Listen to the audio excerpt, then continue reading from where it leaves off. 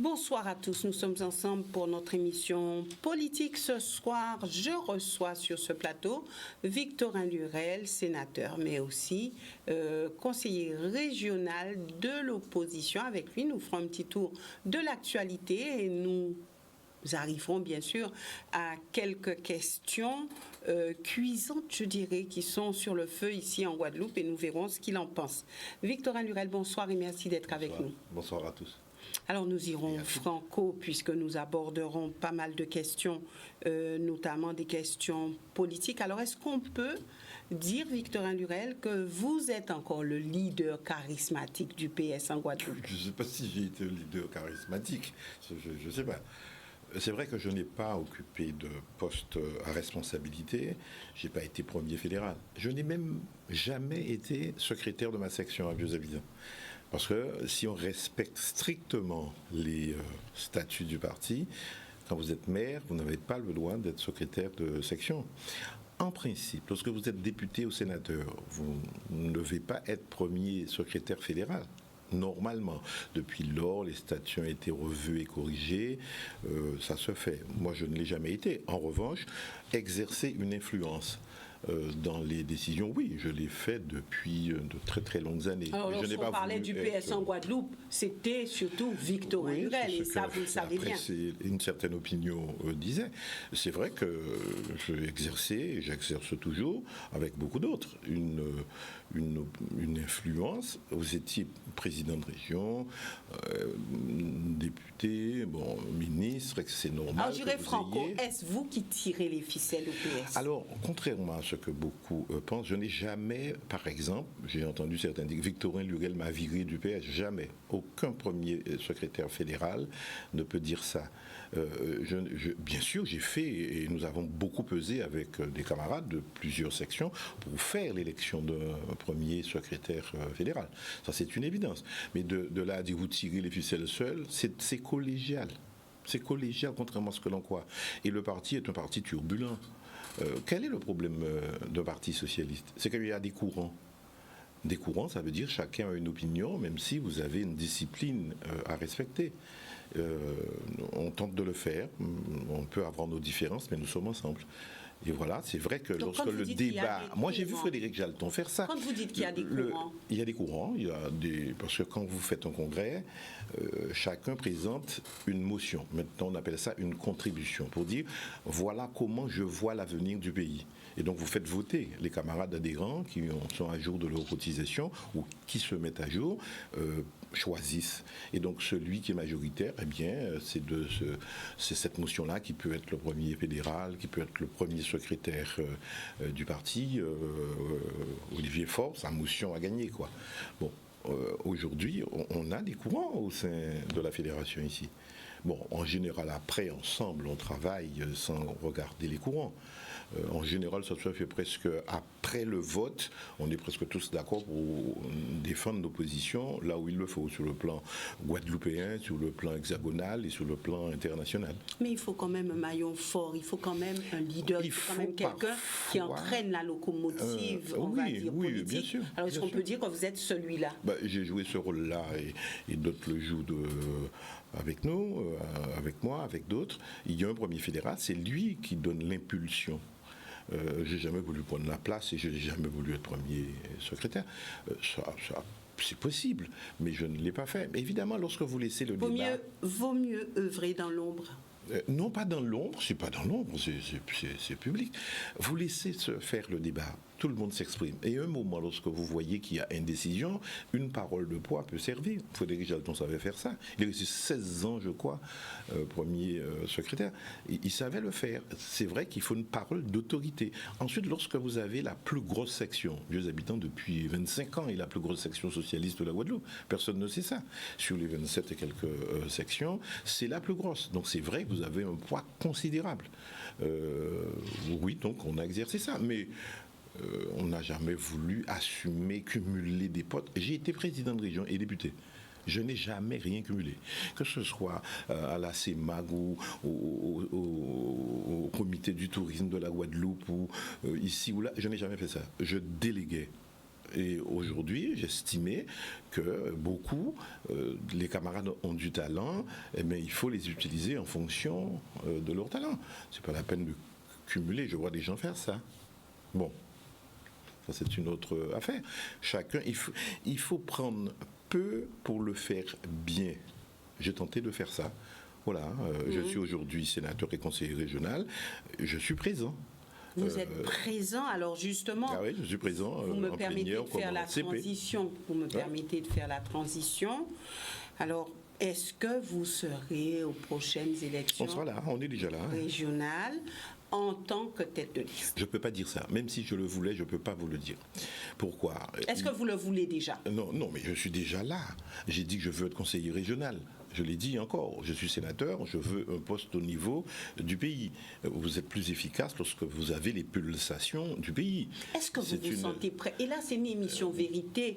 Est-ce que vous vous sentez prêt oui. à... non, on est prêt. Non. À partir au combat on est déjà au combat. Oui. Bon, on est à 3 mois d'une élection. Les gens ne savent pas ça, mais disons les choses. Et je vois des choses se faire dans le pays, personne ne dit rien. On est normalement à 3 mois d'une élection régionale, d'une élection départementale. 3 mois. On dit normalement. Et normalement. Mais en tout cas, la période réglementée pour la communication, bon, ça c'est grand foncé. C'est grand foncé.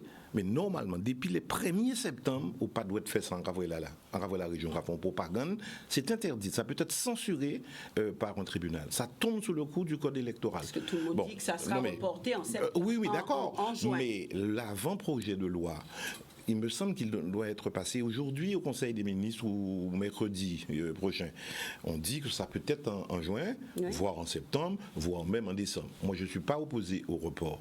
Mais la communication qui est faite, Sapotillon, c'est quelque chose. Il vient d'être censuré pour quelques jours on va sur la distribution d'un journal.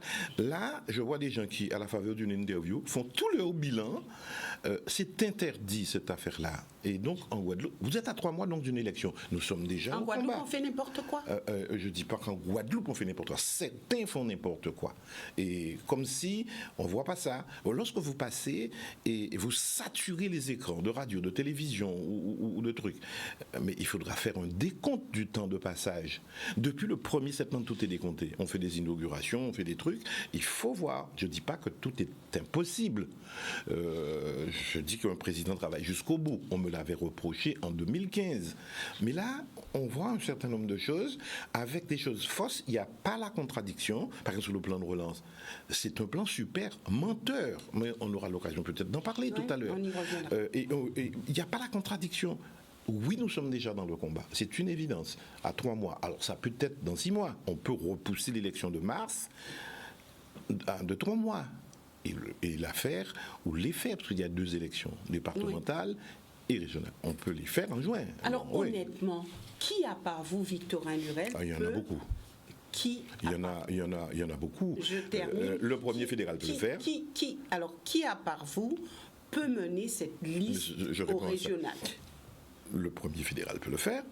Borel peut le faire.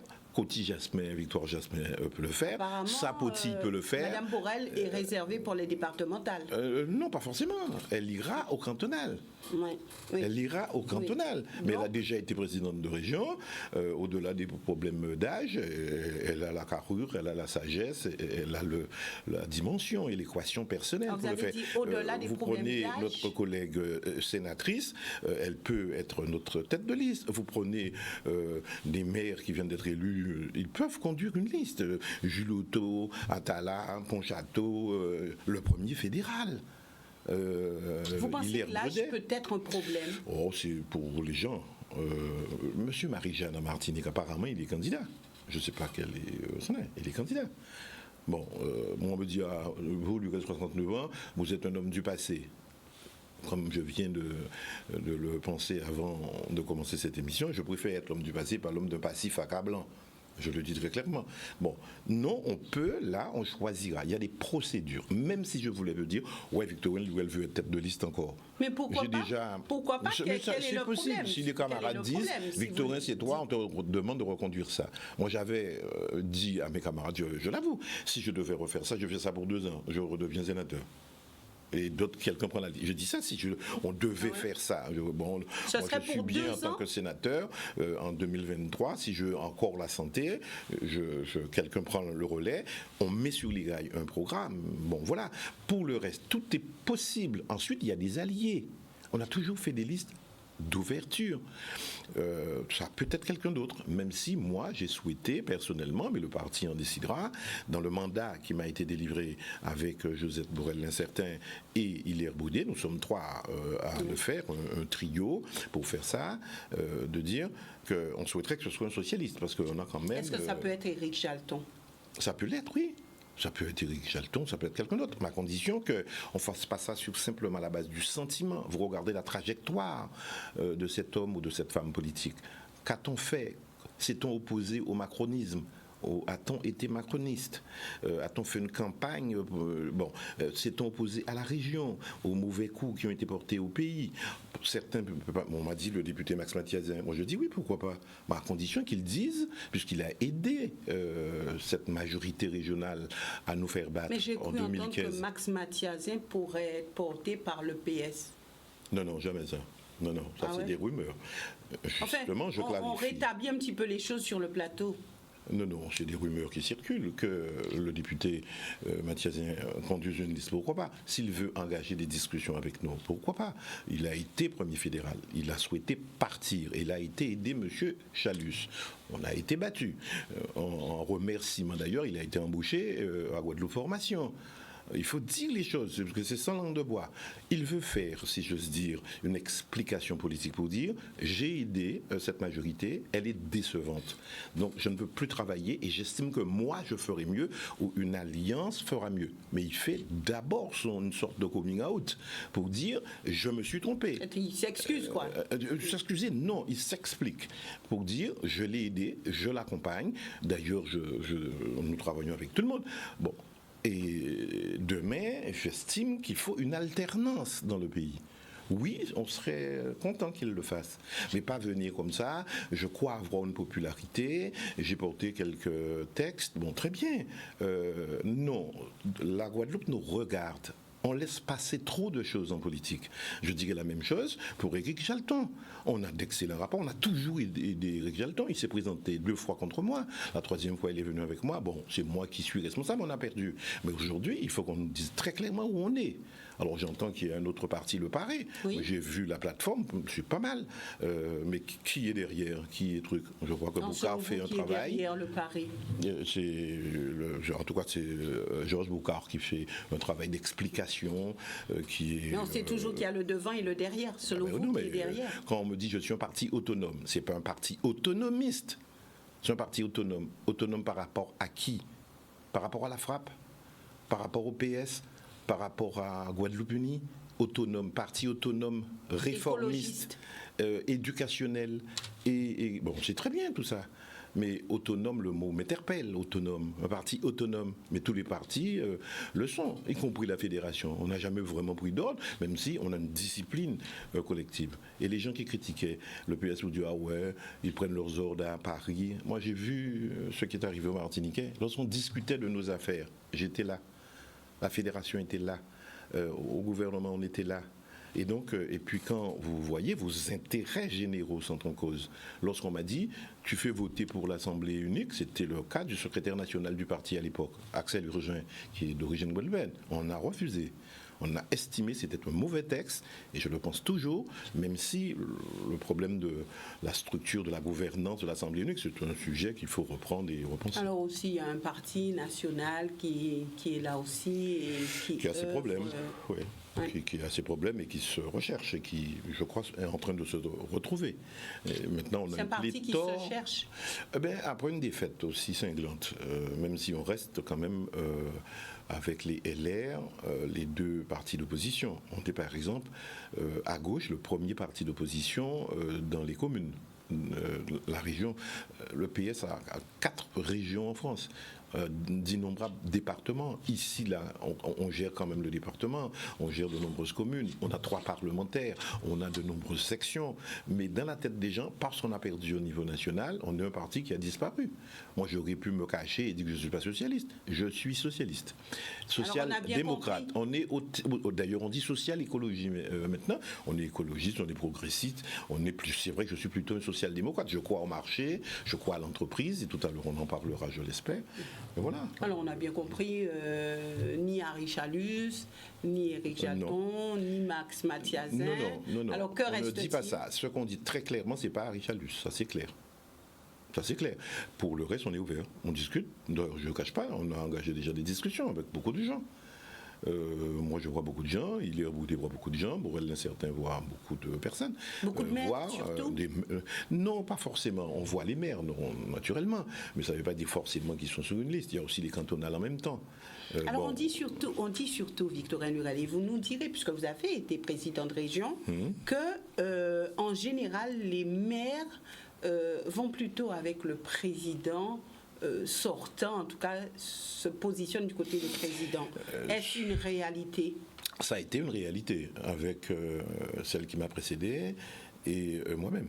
C'est une réalité, même si les gens ne font pas le travail. Pourquoi ai-je perdu, croyez-vous ?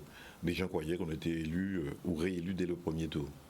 Certains camarades n'ont pas fait le travail de mobilisation, tellement sûr. Ensuite, croyant qu'on tient son électorat. Alors, il y a une chose, ça c'est de la sociologie et de l'histoire électorale. Autant un maire peut tenir sa commune et son canton, il ne tient ni pour la députation, ni pour les régionales, et ni pour les présidentielles. Il y a le lien si j'ose dire, de causalité entre le maire qui croit pouvoir imposer son vote à son électorat, il peut entraîner. Mais je rappelle, en 2004, quand j'ai été élu président, quand notre liste a été élue, Mme Michel Chauvry avait 23 maires sur sa liste. On a gagné dans toutes les communes, sauf à Terre-de-Haut. C'était en 2010. On a gagné dans presque toutes les communes. En 2010, j'avais je ne sais pas combien de maires. On a gagné au premier tour, ce qui ne s'est jamais fait. Et d'ailleurs, à l'époque, en 2004, personne n'a fait 100 000 voix dans une élection. On l'a fait, 103 000 voix, je crois. Bon. Et en 2015, j'avais plus de maires que le président actuel de région. Il a gagné. Les gens sont libres. On regarde, on évalue. On peut voter pour vous en tant que maire, mais ne pas voter pour vous en tant que conseiller régional. Ou moi, j'ai connu des gens qui ont voté contre moi en tant que maire, mais qui ont voté pour moi pour être député ou président de région. Concernant les élections départementales, est-ce vous qui avez motivé Mme Borel l'incertain ? Ah, ça c'est de l'histoire. Mais bien sûr, on porte les camarades. Non, à l'époque. Non, il faut qu'elle soit candidate, ça c'est une évidence. Pourquoi ? Non, parce que pourquoi ? Elle est déjà sur un canton, elle a un excellent résultat. Je prends un seul cas, ça paraît un détail. Elle vient de voter son budget. Où est le budget de la région ? Et on vous promet 500 millions, mais vous n'avez pas de budget. On nous a fait le coup en 2020, on a voté le budget pour l'exécuter. J'aimerais voir le bilan d'exécution, donc le compte administratif. C'est des petites choses. Non, elle travaille bien, elle ne vend pas là de l'illusion, du rêve. Tous les jours, tu annonces 100 millions, 500 millions, des milliards, tu ne vois pas la couleur de l'argent. Bon, l'incertain ne fait pas ça. Et donc, c'est quelqu'un de sérieux. Voilà. Et donc, oui, tenir le canton, il y a un concurrent qui était en face dans le canton. Donc, il faut si elle peut, si elle se sent physiquement capable et psychiquement capable de le faire, je crois que c'est le cas, psychologiquement capable, oui, moi je pousserai ma camarade à y aller, évidemment. Voilà. Moi, je ne fais pas de la politique une question d'âge. J'en fais une question d'aptitude. Vous pouvez servir, donc vous continuez à servir. L'histoire est têtue. Vous êtes un homme d'histoire. Je me rappelle, Madame Michel Chauvry, quand elle a voulu se présenter aux élections, régionale. Alors beaucoup ont dit oui, mais pourquoi est-ce qu'elle y va? Elle a déjà un certain âge, qu'elle reste chez elle à s'occuper de ses petits-enfants, qu'elle ne devrait plus se présenter, laisser la place aux jeunes, etc. Donc est-ce que aujourd'hui vous avez changé votre regard? Non, c'était pas Victorine Nouvelle qui disait qu'elle était trop âgée. Elle a été une redoutable candidate. Et j'ai toujours reconnu ça. D'ailleurs, disons les choses. J'ai été le seul élu, après sa condamnation, on m'a l'a reproché. Seul élu à dire, bon, c'est difficile, bon, il y a eu des fautes, vous payez comme tout le monde. Si moi je faute, je dois payer, mais tout ça c'est quand même compliqué, vous avez travaillé pour le pays. Donc bon courage, madame. Bon, c'est ce que j'ai fait dans un tweet. Je le dis, on n'a pas été d'accord, mais ce qu'elle a laissé, j'ai gardé. Et pourtant, j'avais été critiqué, que je cassais tout. Non, j'ai gardé. Et un tas de choses. D'ailleurs, quand on faisait des inaugurations, je la citais. Dans des inaugurations ici, je ne suis pas invité, ou je ne suis pas cité. Parfois, c'est un maire qui m'a invité sur le pont de la Rivière Noire. Pour le Mémorial Act, vous êtes cité? Non, mais de quelle manière? En disant j'ai gaspillé l'argent, 76 millions. Il dit 130 millions. Et, je rappelle, lorsqu'on a tué les gens au Bataclan en France, 130 personnes quand même. On a fait une marche blanche. On m'a demandé un lycée à Bémao. J'étais président de région. Nous avons mis ce lycée à disposition pour faire une veillée. Le lendemain, on avait une marche dans les rues de Pointe-à-Pitre qui finissait au Memorial Act. Il y a 2 personnes qui ne sont pas allées, qui se sont arrêtées à la DARS. C'était le président actuel et sa vice-présidente qui était maire de Basse-Terre. Ils ne sont pas allés. Et ensuite, c'était une dépense. Nos aïeux ne méritaient pas ça. Et ensuite, vous entendez toujours, mais pourquoi Lurel a pris 76 millions? Il a pris de l'argent de certains secteurs. Non, on n'a rien supprimé. On avait un plan pluriannuel d'investissement, donc une programmation de nos travaux. On n'a rien supprimé. On n'a rien. Ensuite, on a eu 46 millions. Vous entendez? Sur 76, on a mis 33, c'est-à-dire un lycée. Et c'est un truc mondialement connu. D'ailleurs, j'estime que ce qui se fait là, j'ai été avant-hier, non, il faut que ce soit mieux que ça. On avait tout un programme, par exemple sur la généalogie. Alors, vous dites il y a mieux, c'est-à-dire il y a mieux à faire que ce qui se fait. On a une excellente directrice qui vient d'arriver. Il faut lui donner les moyens de son expression. Il faut que ce soit propre. Il faut qu'aux alentours, ce soit nettoyé. Il ne faut plus qu'il y ait tous les encombrants que je vois là, que les drapeaux ne soient pas déchirés, que les programmes, bon, bien sûr, on est en Covid, mais que les programmes, notamment sur la généalogie, vous voulez connaître vos ancêtres, eh bien, le Memorial Act est là pour ça. Il faut poursuivre la chose. Ça ne doit pas être là simplement pour faire belle pause, pour faire baptême à Popotam d'Amouna, alors que c'est un truc prestigieux qui a gagné déjà plusieurs prix internationaux. Alors, beaucoup disent que c'est un gouffre financier. Tout ce qui est culturel, comme l'agriculture, il faut subventionner. On le savait. On avait un projet de 5 millions annuels. L'État devait mettre 2,5 millions. Vous savez combien l'État a mis?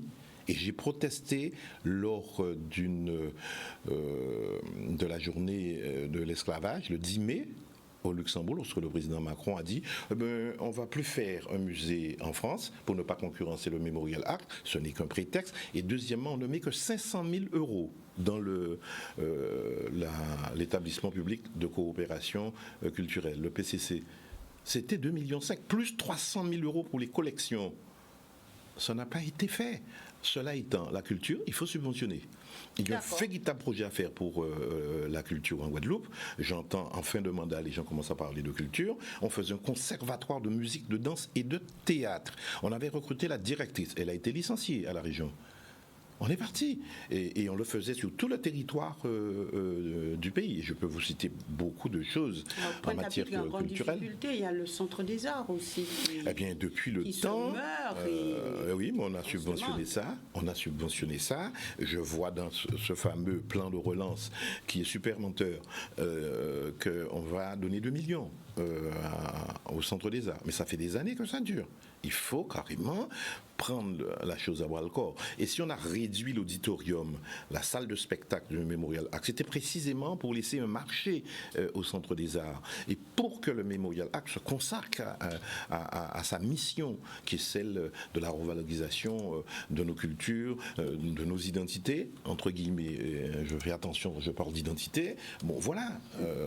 Alors maintenant, un sujet d'actualité, l'invalidation donc de l'élection municipale au Lamentin. Un coup dur pour Jocelyn Sapoti. C'est un coup dur parce que Jocelyn est un très bon élu, un bon maire, qui je crois a la confiance de sa commune. Il l'a prouvé en étant élu au premier tour. Bon, je trouve le jugement, et je prends mes responsabilités en disant ça, je l'estime un peu sévère. Mais c'est la loi. Et le tribunal est souverain, je respecte, en disant que un journal municipal a été distribué au-delà de la date fatidique, je crois, du 1er septembre, et que pour cela, il faut l'intégrer et il faut le mettre dans le compte de campagne. Donc on annule l'élection, élu au premier tour, avec 1400 voix sur le deuxième arrivant et beaucoup plus sur celle qui a porté plainte. Mais bon, c'est la loi, il va recommencer. Je pense qu'il a des chances, peut-être, de prospérer au Conseil d'État, c'est à lui de voir. Mais on lui renouvelle totalement notre confiance. Et puis il est président de l'association des maires. Puis je sais que c'est un bon élu. Voilà un profil au Parti socialiste qui fait plaisir à entendre, à voir et qui est formé. Voilà. C'est votre élève? Je n'ai jamais craint la concurrence au sein de mon parti ni par rapport aux autres. Quel que soit votre grade, que vous soyez président de la République, j'ai du respect. Mais il ne faut pas me raconter non plus d'histoire en me prenant pour un ignorant. Et ça vous fait plaisir de voir que vos camarades prospèrent, qu'ils brillent de mille feux. Et ça, je suis content. Quelque part, on se dit, c'est un parti qui a de l'avenir. Vous avez formé beaucoup de jeunes. J'ai fait même de la formation et je continue chaque fois que je peux, ouais. Et j'ai même demandé à Hilaire Boudet si je peux reprendre des formations avec les camarades. Bon, on est à quelques mois d'une élection, mais j'aime bien ça. J'ai fait pendant des années des formations. Et pas simplement politiques, mais des choses qui donnent à un militant les moyens de s'exprimer, de ne pas subir la propagande que l'on entend. Sous couvert de gentillesse, quelquefois, avec des tapes dans le dos, on vous rouillonne, quoi. Là, on va y aller. Vous avez fait cela, vous aussi? Vous devez avoir de la proximité. Contrairement à ce que les gens pensent, il faut être bien dans une foule. Non, mais on dit qu'un élu donne toujours des tapes dans le dos. Ah ben oui, il faut savoir embrasser, maintenant on ne peut plus, quoi. Mais il faut savoir être bien dans une foule. Est-ce toujours pour couillonner? Non, pas pour couillonner. La séduction, c'est autre chose. Par contre, lorsque vous êtes comme ça devant vous là, il ne faut pas raconter non plus des bobards, parce qu'on verra que c'est des fake news. On verra lorsqu'on fera de la vérification de faits, on verra que vous avez menti. Non, il faut être sérieux. Alors maintenant, avec les mais aujourd'hui, ça passe trop souvent en Guadeloupe. Moi, quand je vois 500 millions, il n'y a que 70 millions, et un budget n'est pas voté, un préfet signe un accord pour 70, alors qu'il y a 500 millions, mais on met 70 millions. Non, on nous prend pour qui? Donc, quelque part, je dis, c'est, comment vous dire ça, pour ne pas être trop sévère, ça ressemble à la malhonnêteté intellectuelle, d'autres diraient une escroquerie intellectuelle. Et on a un énorme plan, 500 millions. Attendez, ça fait 910 millions pour 2027. Si vous regardez bien. Sur le plan non, mais quand même. On va loin quand même. Bon, Victorin ça c'est Lurel, gros quand même. êtes-vous prêt à prendre votre vaccin contre le Covid? Oui. Vous êtes prêt? Je le dis franchement, oui. Pourquoi? Certaines personnes ont la phobie des vaccins. Ils ont peur des vaccins. Pour être clair, moi je prends chaque année un vaccin anti-grippe à Paris. Je suis assez sensible aux grippes, je prends un vaccin, je l'ai pris. Et on m'a même conseillé de prendre 2 autres vaccins, le Prévenard, ça prévient, ce sont des vaccins préventifs, parce qu'il y a d'autres vaccins thérapeutiques, bon, pour guérir lorsque vous avez déjà la maladie. Et puis j'ai pris du Pneumovax, je ne sais même plus ce que ça veut dire. Entre c'est pour les poumons. Moi, je prends les vaccins. Bon, ensuite, sur le vaccin qui arrive, j'ai tout lu sur le vaccin. Je me renseigne quand même. Le Pfizer, la BioNTech, et l'autre, le Moderna. Il y a un risque, mais apparemment, malgré la rapidité avec laquelle ils ont fait le vaccin, on prend 10 ans pour mettre au point un vaccin. Là, ils prennent une année. Le Covid, information de la Chine, c'était novembre-décembre 2019. Nous sommes en décembre 2019. Une année. 2020. Des choses qui prennent 10 ans, 2020. 10 ans et une année. Et toutes les procédures, depuis la phase préclinique sur les animaux, les rats et tout ça, la phase clinique avec les 3 phases, 1, 2, 3. 3, c'est lorsque vous avez 40-50 000 personnes qui testent. Et puis après, dans le public. Et dans le public, on continue à surveiller, ça s'appelle de la pharmacovigilance. Tous les médecins, tous les docteurs là, faut faire remonter ce que on disent leurs patients, leurs malades. Moi, j'ai pris un vaccin. J'ai trouvé que c'était un peu indurient. Je dis au médecin, pourquoi? C'est une séquelle, c'est un truc. Vous avez un risque. Quel est le risque? Vous restez sans vaccin, vous pouvez contaminer d'autres. Vous pouvez être asymptomatique et contaminer d'autres. Vous avez un risque, c'est vrai, personnel, mais il faut aimer les autres. Le vaccin n'a pas encore fait ses preuves, donc on ne sait pas. En tout cas, moi, hier encore, il y a un excellent article dans Le Monde sur tout ce qu'il faut savoir sur le vaccin, y compris en termes scientifiques. Mais il faut lire ça. Pour le moment, je comprends le scepticisme et la peur des gens. Qu'est-ce qui se passe aux États-Unis? On a tellement brimé les Noirs américains. Ce sont ceux-là, les Noirs, qui disent, moi, on ne va pas se vacciner, parce qu'on a servi de cobaye trop souvent. Bon, donc il y a un problème de confiance. J'ai entendu lorsque le Cornu, ministre, a dit, mais les Outre-mer seront traités parmi les premiers, etc. Les gens commençaient à dire, ah ouais, est-ce que vous parlez de nous comme un cobaye? Nous, encore, il y a mis le chlordécone, il y a mis tout ça. Est-ce qu'il n'y a pas pour jouer nous aussi? Bon, non, un moment, il faut éviter ça, il faut faire un minimum confiance. Moi, je prendrai le vaccin et j'incite tous les élus à le faire. Je prends un autre cas. Non, je finis une chose. Sur le stop Covid, tous anti-Covid, combien d'élus l'ont? On avait demandé à Castex, Premier ministre, est-ce que il avait eu l'honnêteté de dire, je ne l'ai pas téléchargé. Mais tous anti-Covid, tous les élus devraient donner l'exemple. Alors, moi, je l'ai téléchargé. C'est là où j'arrivais, parce qu'aujourd'hui, on dit oui, les personnes âgées au niveau des EHPAD, ce sont les premiers à devoir prendre ce vaccin. Alors, est-ce que les élus, justement, ne doivent pas donner l'exemple et être les premiers à prendre les vaccins pour rassurer la population? Non, alors c'est ce qu'a fait Biden vient de le faire aujourd'hui, Joe Biden aux États-Unis. Il vient en public et en télévision. Ça, c'est pour précisément donner confiance à la population. Cela étant, le risque est beaucoup plus avéré, plus grand pour les personnes âgées. On sait qu'un très fort pourcentage de personnes de plus de 65 ans meurent ou peuvent mourir. Donc il est certain que le public cible prioritaire, c'est bien les personnes âgées. Elles sont en EHPAD, c'est après le personnel soignant, après c'est celles et ceux qui dans leur travail, etc. Donc il y a des phases qui... Bon, alors, si vous le faites en premier, qu'est-ce qu'on va vous dire? Vous voyez, ces messieurs qui protégent d'abord, mais si vous ne le faites pas, à ces messieurs pas confiants, vous ne savez pas sur quel pied danser. Si vous prenez le vaccin, on peut mettre en doute de ce que vous prenez aussi. Alors, tout mais bien sûr, peut se passer. Bon, bien sûr. Mais c'est difficile dans une démocratie d'opinion. Je prends un cas précis. Moi, je suis dans l'opposition.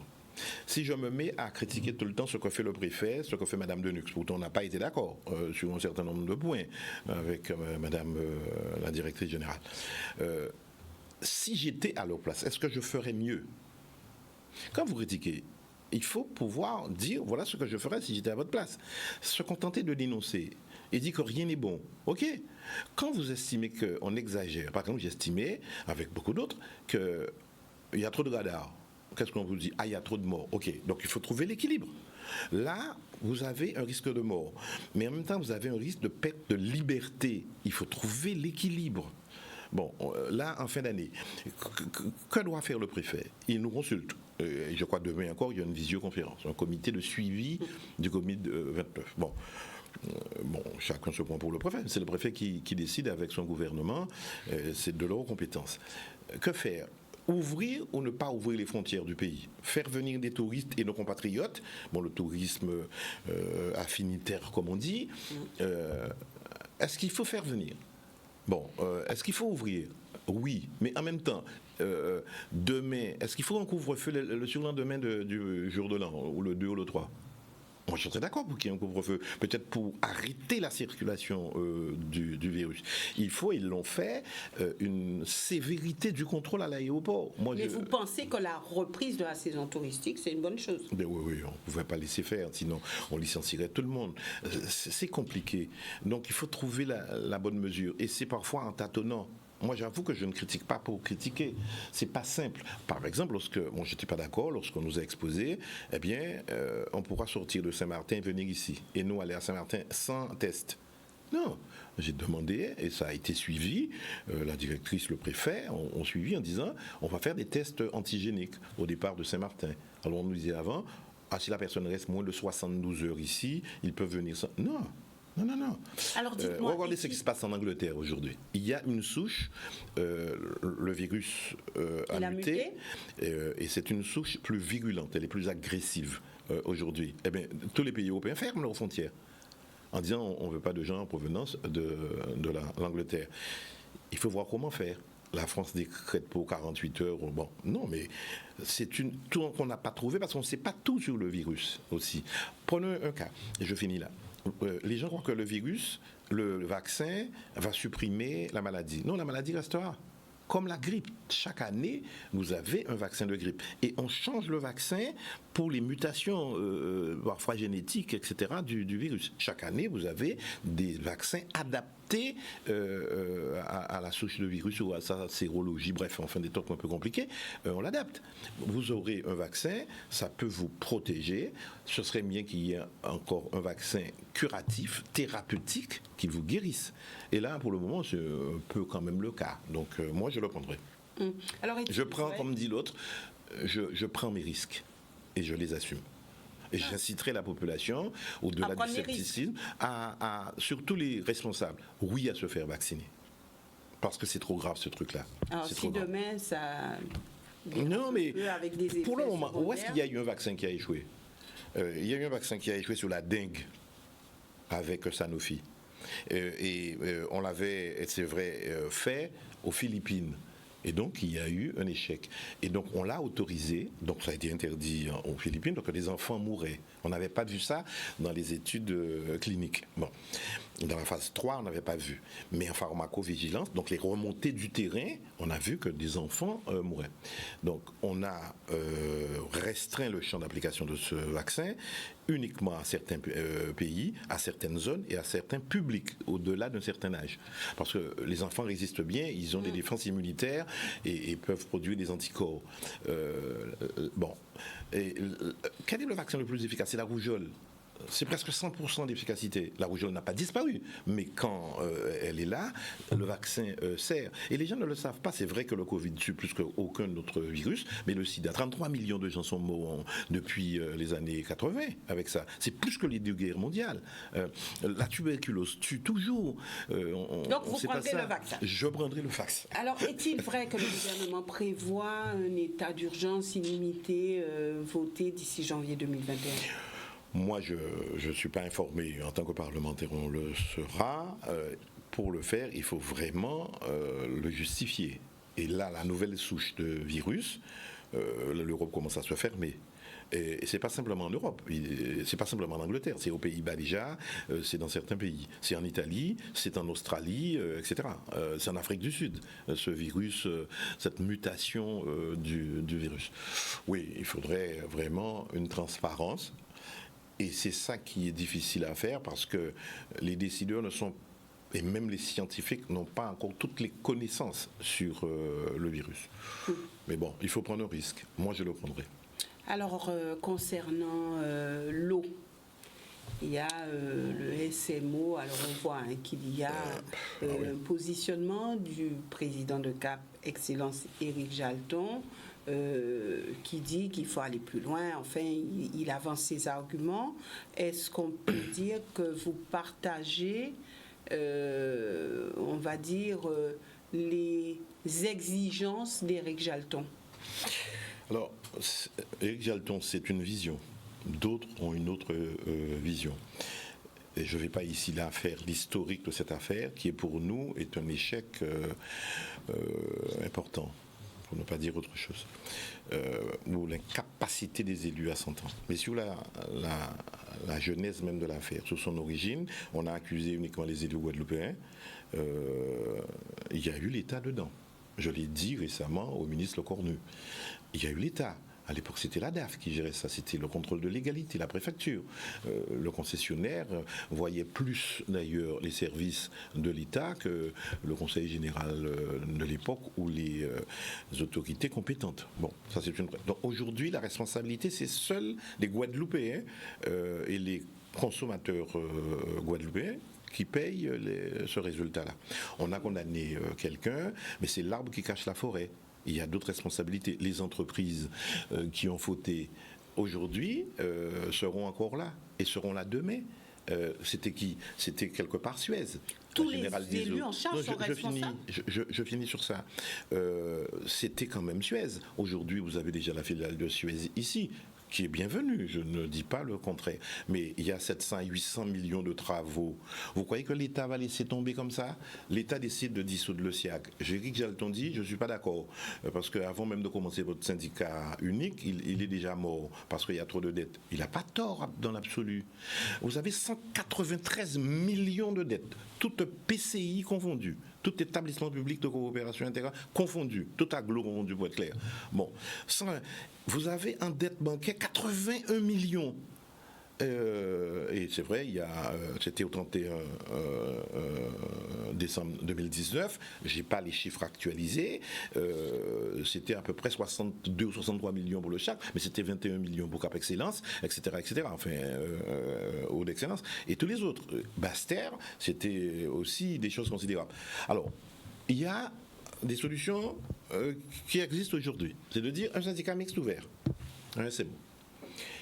L'initiative a été prise localement et le département l'a approuvé il y a déjà un temps et puis récemment la région a approuvé ce syndicat mixte ouvert tenant compte des avis de M. Jalton et de son aglo en disant vous viendrez quand vous voudrez puisque c'est ouvert, quand vous vous sentirez capable ou quand vous voudrez vous pourrez venir et on va vous accueillir. Bon, donc on a approuvé ça. Non, l'État a décidé que cette initiative locale guadeloupéenne est nulle et non avenue. Donc, on fait un projet, on fait une proposition de loi. Attendez bien, hein, proposition, c'est grand français, mais c'est bien à parlementaire. C'est pas un projet de loi, c'est-à-dire c'est gouvernement là qui a fait. Là, c'est une proposition de loi. Ce sont des parlementaires qui le portent. Alors donc, ils ont demandé à Justine Benet de le porter en tant que proposition de loi à l'Assemblée nationale. Ils ont demandé à M. Théophile de le porter au Sénat. Bon, moi j'ai eu quand même des discussions politiques avant. On m'avait dit non, on ne veut pas que l'État nous dessaisisse. Ben, malheureusement, je vois que Guadeloupe Unie a accepté. Bon, Madame Justine Benet est dans la majorité présidentielle au MODEM, Monsieur Théophile aussi est dans la majorité présidentielle. Je comprends ça, la complicité politique ou la connivence politique ou l'aide politique, je comprends ça. Mais cela étant, pourquoi le gouvernement ne prend pas ses propres responsabilités et au lieu de se défausser sur deux parlementaires, de le présenter en tant que projet de loi, c'est-à-dire projet du gouvernement. Avec ça, et je finis, c'est un peu long. Quand vous faites un projet de loi, le gouvernement présent, il doit vous donner l'avis du Conseil d'État. Savoir en droit s'il y a des choses qui ne vont pas, il y a des biais. Et il doit vous donner une étude d'impact. Pour une proposition de loi, il n'y a pas ça. Sauf si on le demande explicitement, on dépose et on demande l'avis du Conseil d'État. Et on demande une étude d'impact. Mais vous n'avez pas les moyens en tant que parlementaire de faire une étude d'impact. C'est le gouvernement qui le fera pour vous. Donc les députés sont transformés en porte-parole du gouvernement à faire ça. Et moi, j'ai lu l'avant-projet. On ne parle pas de financement. Donc on force. C'est l'affaire des Guadeloupéens, des élus guadeloupéens. Ah oui, c'est leur compétence d'ailleurs. C'est compétence des communes. Oui. Les communes ont délégué aux agglos. Et les agglos se sont entendus dans un syndicat. Est-ce que l'État ne dit pas quelque part, soyez responsables? Mais c'est ce qu'il dit depuis longtemps, mais je trouve ça difficile à avaler. Ça veut dire que les élus n'étaient pas responsables. Non, ça veut dire que nous sommes une bande de couillons. Il faut être clair, c'est sans langue de bois. Bon, on nous prend pour des crétins, des couillons. C'est vous qui êtes responsables. Vous êtes même des pourris et des malpropres. Nous, l'État, on est tout innocent et tout blanc. Non, je n'accepte pas ça. Ils ont été aussi co-responsables. Ils ont sucré leur entreprise, qui n'ont jamais rien payé, qui n'ont jamais été jusqu'ici jugés, qu'on prenne 2 ou 3 sous-fifs guadeloupéens et qu'on leur fasse payer un truc. On a voulu même m'impliquer à l'époque dans l'affaire. Je ne me suis jamais occupé d'eau. Mais voilà, ça veut dire, c'est des boucs émissaires. L'État, il y a un Covid, vous laissez mourir des gens, ou des risques de mortalité. D'autant plus qu'il y a une surmortalité en Guadeloupe. C'est pas uniquement le Covid. Voilà une question qu'il faut poser. Pourquoi il y a autant de morts en Guadeloupe? Donc ça mérite une investigation. Mais bon. Selon vous, est-ce que c'est une crise sanitaire ou une crise hospitalière? Il y a tout dedans. C'est tout dedans? Oui, il y a tout dedans, même si le CHU, quoi qu'on en dise, pendant la crise, a bien géré tout ça. Mais c'est vrai, c'est notre devoir de critiquer, c'est notre devoir de faire des propositions, c'est notre devoir d'être vigilant pour nous faire attention, c'est notre devoir de ne pas être d'accord. C'est ça la démocratie. Est-ce que l'État... Mais je finis sur l'eau. Non, ne changeons pas. Je finis sur l'eau. Je ne change pas, mais on fait une proposition. L'État fait une proposition. On force Éric Jalton à entrer dedans. Pourquoi on ne s'est pas entendu? Là maintenant, et c'est peut-être une vertu de ce truc-là, on peut aimer ou pas aimer, là tout le monde sera dedans, les 5 EPCI, sauf Marie-Galante. Seulement, ce que Galton a posé comme question, sur le plan local, on lui a donné un début de réponse en disant on va faire remonter les dettes bancaires. Là, l'État ne parle pas de dette du tout, ni bancaire, ni fiscale, ni sociale, ni fournisseur. Et vous avez 191 millions. Et sur ça, il faudra au moins trouver 80 quelques millions à payer. Et qu'est-ce que M. Lecornu, ministre des Outre-mer, dit? Il écrit à Borrell, il écrit à Chalus en disant eh bien, pendant le 1er janvier jusqu'au fin septembre, début octobre, ça peut aller jusqu'au 31 décembre 2021. Vous allez payer les salaires du SIAG et de tous les salariés et vous allez payer les dettes fournisseurs. Madame Moissé, il y a plus de 530... je me trompe, plus de 563 salariés. Vous allez vérifier si je ne me suis pas trompé, entre 530 et 563 salariés. Il faut garder leur convention collective.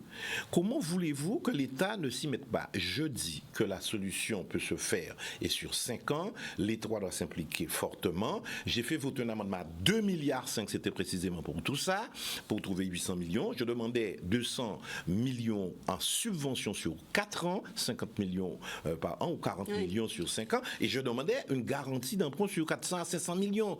C'est la seule façon d'en sortir. Alors maintenant, parlons, et on va vite arriver au plan de relance tout à l'heure, lorsqu'on entend le bilan brossé par le président de région, Harry Chalus, est-ce qu'on peut dire que c'est le président qui a fait bouger la Guadeloupe? Le plus bouger la Guadeloupe. Il fait son travail. C'est normal. Vous avez un gros budget, vous avez 5 ans pour agir. Là, maintenant, il aura 6 ans tout à l'heure.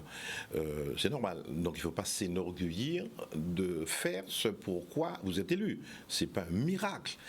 Par contre, là où je suis moins d'accord, il faut le faire dans la transparence. Il faut le faire dans le respect. Il faut le faire dans l'élégance. Ce n'est pas le cas. Il faut le faire en respectant l'autre. L'opposition est méprisée. Il faut le faire dans la vérité. Ce n'est pas le cas. Il y a eu des déficit en 2019, Dixit l'IEDOM, Dixit le CFL, Dixit l'Observatoire des finances locales, c'est pas Victorin Luel, mais personne ne lit ça ici. On vous fait un plan, on vous dit 500 millions. C'est super menteur, ça. Alors, que reprochez-vous non, je reproche au plan de relance, je dis avant, disons des choses qui sont bien quand même. Moi, j'estime qu'il a bien agi pendant la crise. Parce qu'on lui a donné un pouvoir total, à Mme Borrell aussi, au maire aussi. Ils avaient tous les pouvoirs budgétaires. Ils pouvaient prendre toutes les décisions. Il y a eu de très bonnes choses. Par exemple, sur les TPE-PME, même s'il faut encore alléger, je plaide ça, pour que ce soit plus accessible. Pour si vous n'avez pas touché l'argent, là, on attend l'argent, on pas répondre l'argent. Là, les banques, la radio, ouais, mais pas à jour. C'est pour le moment, c'est beaucoup d'argent virtuel. C'est virtuel. C'est une évidence. Comment voulez-vous? Je prends ce cas-là. Voilà le plan de relance. Je l'ai emmené tellement ça m'a plu. Franchement, ça m'a plu. Vous voyez, 500 millions. Là, 500 millions. Et 500 millions, donc, pour 2021 et 2022. Bon, 500 millions. Seulement, vous ne mettez sur ces 2 années, non pas 500 millions, 140 millions. Mais ces 140 millions, votre budget n'est pas voté. Donc vous ne savez pas où est-ce qu'il est imputé. Mais vous dites déjà, en engageant la plénière qui n'a pas encore voté, on a voté peut-être ce gros plan de 120 pages, il y a beaucoup de vent. Moi, je l'ai lu entièrement, vous le voyez souligné. Il ne s'agit pas de critiquer pour critiquer. Sur les TPE-PME, j'estime qu'il y a des choses qui sont bien. Par exemple, sur le fonds d'urgence solidaire de la région, on fait des prêts qui peuvent, des avances remboursables qui peuvent aller de 3 500 à 15 000 euros, ce qui est très bien, simplement avec un différé de 2 ans ou de 3 ans. Moi, je serais partisan de le porter à 3 ans ou à 5 ans pour permettre aux gens de rembourser, par exemple, à partir de soit 2024, soit 2025, et non pas à partir de 2023. C'est pas mal. Mais dire que vous mettez tout le budget, ce qui est prévu depuis longtemps, ce qui n'est pas de l'argent frais, quand vous faites un plan de relance, c'est de l'argent supplémentaire. Là, si on regarde le plan de 910 millions jusqu'à 2027 et 500 millions jusqu'à 2022, c'est déjà ça, c'est 140 millions. 70 en 2021, 70 en 2022. Comme l'État, 135 millions. J'ai entendu le secrétaire général aux actions régionales, le numéro 2 de la préfecture, dire dans cette réunion du 17 décembre à la région, l'État 135, mais on va monter à 200 millions. Donc il met 65, écoutez les millions, 65 millions de plus. Je demanderai au préfet de me donner le détail de ces 65 millions, parce que je connais le plan de relance de 100 milliards. Sur ça, on a 1,5 milliard pour tous les outre-mer. Sur ce 1,5 milliard, nous avons 135 millions de l'État. La région dit je mets 140 millions, mais il présente ça comme 500 millions. Il n'a pas voté de budget. Madame Borel a voté son budget et peut, en manière sérieuse et transparente, dire voilà ce qui est fléché en termes d'appel d'offres. C'est du chiquet et c'est super menteur. Oui, je le dis très clairement. Là, je prends mes responsabilités. On met 70 millions, je demande à voir. Par rapport à ce qui se fait déjà, vous avez un budget d'investissement. Ça peut varier selon les années, entre 150, 180, 220 millions. Si vous mettez 70 millions, ça vous fait 290, 300 millions. Si vous n'avez pas l'argent, vous dites clairement aux élus, eh bien, je vais encore emprunter de l'argent. Parce que moi, j'ai laissé quand même des marges. Et ils ont beaucoup surchargé l'endettement. Mais ils peuvent encore emprunter. Donc, ils peuvent. Mais qu'ils le disent. Mais là, le dire du président, ça sort de sa bouche. J'ai 500 millions, mais personne n'a rien voté. Et quand il a signé avec le préfet, c'est la meilleure preuve du mensonge. Je vais te dire pourquoi. Le préfet, lui, porte 70 millions. Eh bien, il met 70 millions. Mais il aurait pu mettre 250 millions. Non, vous faites voter par des élus un truc à 500 millions. Mais vous signez avec le préfet pour 140 millions, pour 2 ans, 70 par an. Le préfet dit 135. Le préfet dit, au total, ça fera 135 plus 140, ça fera ça. Non. Non, il faut voter, il faut dire les choses, il faut dire où est l'argent. Ensuite, on a pris tous les investissements possibles. Par exemple, je prends un cas avec vous. Oui, mais quand vous avez 120 pages, on va mettre 24 millions dans Audacia. Audacia, qui est un pôle d'innovation technologique pour la Start-up Nation, bon, c'est ça comme dirait Macron, il n'y a aucun bilan sérieux, si ce n'est le dire du président de ses services, que c'est superbe. On se cache derrière une entreprise, Olmol, qui a racheté avec le concours de la région la librairie Jazor, et pour vous dire que ça marche. Non, ça fait des années que ça dure. On a commencé, nous, avec la mairie de... Non, je finis. Avec la mairie de Bémao. Ensuite, lorsqu'on a senti que c'était leur affaire, moi, quand j'étais là, on a laissé la ville le faire. Maintenant, c'est la région. On va mettre 24 millions. Et vous savez ce qu'ils écrivent? Audacia est le modèle du nouveau projet, modèle de changement d'avenir. Il vous dit c'est un contrat sociétal. Ils n'ont pas peur des mots, avec beaucoup de mots anglais dedans pour tromper les gens. Franchement, il faut lire ça. Moi, j'invite les gens, celles et ceux qui réfléchissent, aux journalistes, à lire ça. C'est du tout et du n'importe quoi. Alors, nous aurons le temps d'y revenir, puisque je pense que ça fera l'objet d'une campagne des régionales. Je suppose. Maintenant, Victorin Lurel, nous sommes arrivés au terme de cette émission, donc malheureusement, rapidement. Alors, 7 Guadeloupéens sur 10 sont en situation de pauvreté. Oui. À qui la faute? Alors, c'est la faute. Rapidement. C'est la faute à tous. Mais si l'économie marchait, les gens travailleraient. Les gens ne seraient pas sous le seuil de pauvreté. Qui donne du travail? C'est la région, c'est l'État, c'est les communes. Ça veut dire quelque part l'économie, dont c'est la compétence de la région, ça ne marche pas. Qui en prend la charge? Le département. Lorsque vous étiez président de région, vous avez fait le job? Si, à la preuve, je vais vous dire. C'était peu, mais on donnait 100 € aux familles pour faire Noël. Le président actuel l'a supprimé en disant que c'était électoraliste. Il a même dit que c'était les Haïtiens, les étrangers, etc. Sans langue de bois. Il y a le Covid. Non, mais d'accord. À l'époque, il n'y avait pas de Covid. Mais on donnait 100 € aux familles modestes. Et vous savez quel est le niveau de 110 € par mois? 110 € par mois. Et vous ne pouvez pas boucler. Et c'est plus de 51% qui ne peuvent pas boucler. Eh bien, la région, au-delà de la compétence économique, eh bien, a supprimé les 100 €. Ensuite, on faisait vraiment une politique en faveur des personnes, des familles modestes. On donnait des livres gratuits. Où sont-ils aujourd'hui? Les lycées ne disent rien. Les parents d'élèves ne disent rien. Où sont les ordinateurs? Où est le câblage total des lycées? Où sont les trucs, les enfants qu'on envoyait ailleurs? On aidait les gens. Donc, on aimait les gens. Peut-être qu'on n'a pas su le dire. Une dernière phrase pour terminer. On peut dire que l'élu qui a vraiment fait changer le visage de la Guadeloupe, c'est vous, le président de région, je pourrais qui a vraiment fait changer le visage de la Guadeloupe. Je suis plus modeste que ça. Les gens me connaissent peu. Non, je suis plus modeste que ça. Je suis dans une posture d'opposition, je reconnais lorsqu'on travaille. Mais lorsque je vois, à 3 mois d'une élection, on passe tout le temps en radio, on sature les gens, on fait des mensonges, on répond tout et n'importe quoi. On avait, par exemple, au Périn, le tunnel, on avait dit c'est 70 millions, c'est 12 millions. Il y a d'autres travaux à faire. Mentir comme ça? Non. Jamais. Annoncer des chiffres, jamais. Sur les médias. Non. bien à sûr, l'aube d'une on est élection. exposé, mais non, mais je ne dis pas ça. Ce sont les deux plus exposés, c'est le président de région, la présidente de département. Ce sont les deux personnes les plus exposées médiatiquement. Mais lorsque vous passez pour faire de la propagande tout le temps, sans contradiction, pour raconter ce que vous voulez, pour confondre les chiffres, et vous ne pas voter un budget, mais dire je mets 500 millions, je mets 910 millions jusqu'en 2020, l'Europe ne s'est pas encore entendue. Vous-même n'avez pas voté votre budget. Vous n'avez pas consommé les fonds européens sur 2014-2020. Vous prenez 94 millions sur le FECID, c'est-à-dire les fonds structurels, vous mettez parce que vous ne l'avez pas consommé, mais vous dites on va le faire. Ce n'est pas de l'argent frais, c'est de l'argent virtuel et c'est des mensonges. Voilà, il faut voter le budget, là on saura. Et ensuite, il faut simplifier les procédures. Il faut, oui, un choc de simplification, comme disait François Hollande. Il faut simplifier pour que les gens aient l'argent. Voilà ce que je dis aux Guadeloupéens. Soyez lucides. Les yeux grands ouverts, bien sûr accueillir avec faveur lorsque c'est bien fait, et il faut le dire, et je devrais le dire plus souvent si on m'en donnait l'occasion, ce qui est bien des deux côtés. Mais là, il ne faut pas être dupe. Là, c'est un problème de marché de dupes. On est en campagne électorale et ça, c'est pas un plan de relance.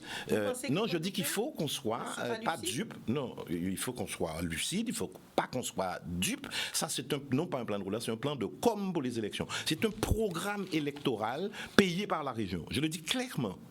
Et ça, c'est assez scandaleux. Je le dis. Je le dis. Voilà, et en souhaitant aux Guadeloupéens de très bonnes fêtes de fin d'année, malgré les difficultés, de faire ça dans le respect des gestes barrières. Donc on parle sans masque, mais je leur souhaite du courage. Et comme j'avais l'habitude de dire, prenez soin de vous. Prenez soin de vous. Voilà. Merci Victorin Lurel d'être venu sur ce plateau. Merci aussi à vous téléspectateurs de nous avoir suivis. Nous nous retrouvons demain pour une émission qui ne sera pas une émission politique, comme vous le savez tous les mardis, émission que les choses soient dites, avec un thème qui certainement vous plaira, femmes guadeloupéennes, soumises ou rebelles. Excellente soirée à tous. Super ça.